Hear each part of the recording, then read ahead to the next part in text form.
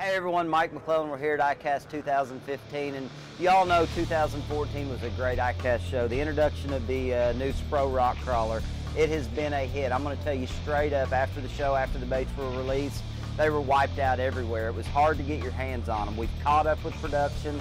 The bait's going to be readily available in the 8 colors that we introduced last year.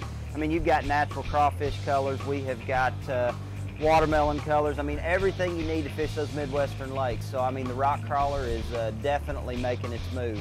You'll be able to find them nearly everywhere this next year. One thing that's new this year at ICAST for Spro and for myself is the new Rock Star. Essentially, the rock crawler was so successful, a lot of guys in that salmon market wanted to carry that bait on over into that market. So we basically took 6 colors, salmon painted them up, ready to go trolling up north, catch a lot of big salmon, lake trout, steelhead. Little changes in the bait. The rock crawler, as we all know, comes standard with number 4s. Great bait for, you know, almost suspending, but has that buoyancy factor that you need. But we beefed this one up a little bit. The Rock Star comes with 2X strong hooks on it, a little beefier, a little heavier gauge wire hook, ready to go back trolling for those big salmon and steelhead. But getting back to the rock crawler, I mean, the thing that we did with this bait, for those of you that didn't catch up with it last year, is there in the Midwest for so many years we've thrown a lot of crawfish imitating baits, but there were always things in a bait that I wanted it to do more, and essentially accomplished all of that with the rock crawler. The thing we did with the rock crawler is we achieved a better depth zone.